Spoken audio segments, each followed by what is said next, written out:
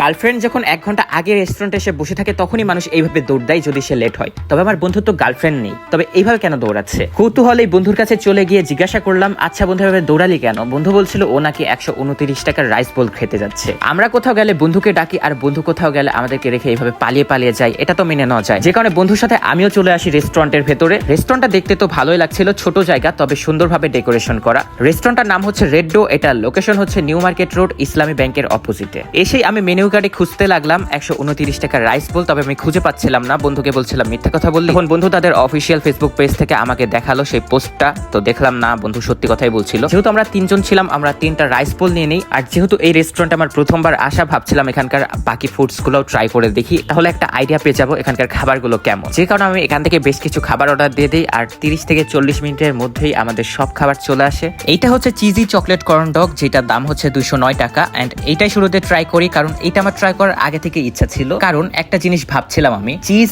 আর chocolate এই দুটার combination কি ভালো লাগবে। এটার ফার্স্ট বাইট নেওয়ার পরে আমি বুঝলাম যে না, আসলে আমি ভেবেছিলাম খারাপ লাগবে, তবে সেরকম খারাপ লাগেনি, আমার কাছে ভালোই লেগেছে। চিজ আর চকলেটের কম্বিনেশনটা সেরকম খারাপ ছিল না। ভেতরটা পুরো চিজ দিয়ে ওভারলোডেড এন্ড উপরে চকলেট দিয়ে ভরপুর। এটা খেতে বেশ মিষ্টি। একটা বানের উপরে চকলেট দিয়ে খেলে যেরকম লাগে সেরকম একটা ফ্লেভার পাওয়া যাচ্ছিল উপরের দিকে। যখন চিজটা খাওয়া ছিল তখন অন্যরকম একটা ফ্লেভার আসছিল। ওভারঅল আমি বলবো যে আমি যেরকমটা ভেবেছিলাম যে খুব বেশি ভালো লাগবে না, তবে না, আমার কাছে ভালোই লেগেছে। এন্ড বন্ধুকেও ট্রাই করিয়েছি, বন্ধু বলছিল একটু অন্যরকম লাগছে, ভালোই লাগছে খেতে, তবে মিষ্টির পরিমাণটা একটু বেশি। বন্ধু মুখে নিতে পারছিল না, তো বন্ধুর মুখে দিয়ে দিচ্ছিলাম। এরপরে বন্ধু মজা করে খাচ্ছিল। এরপরে ট্রাই করা যাক এখানকার র্যামেন। এটা ছিল লাইট ক্লাসিক র্যামেন, এটার দাম ছিল 280 টাকা। এটা ডেকোরেশন কিন্তু আমার কাছে বেশ ভালো লেগেছে। এন্ড এটা টেস্টের ব্যাপারে যদি বলি, আমার কাছে র্যামেনটা এভারেজ লেগেছে। আর একটা পার্সোনাল অপিনিয়ন, এখানে যে ব্রথটা ছিল সেটা একটু বেশি থিন ছিল। আমার একটু থিক ব্রথ ভালো লাগে, তবে আমার টেস্ট পার্টের সাথে অন্যজনের টেস্ট পার্টের মিল থাকবে তাও না। যাদের থিন ব্রথ ভালো লাগে তাদের কাছে ডেফিনেটলি এটা ভালো লাগবে।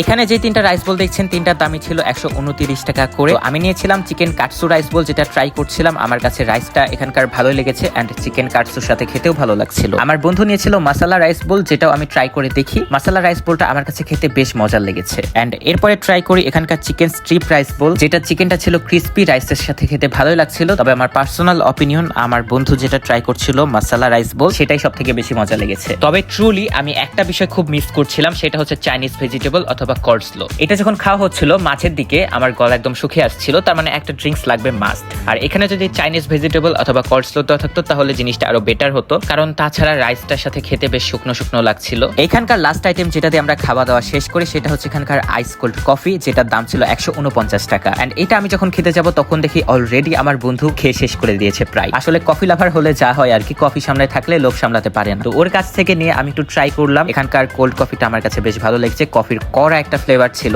বলতে গেলে পারফেক্ট একটা আইস কোল্ড কফি। তবে এখানেও বন্ধু আমাকে খেতে দিচ্ছে না, বলছে দে দে দে, মানে কি আর বলবো। খাওয়া দাওয়া শেষে বিল চলে আসে, তবে একটা বিষয় বুঝলাম না, আমরা তো তাদের কাস্টমার না, ফ্রেন্ড হতে চাই।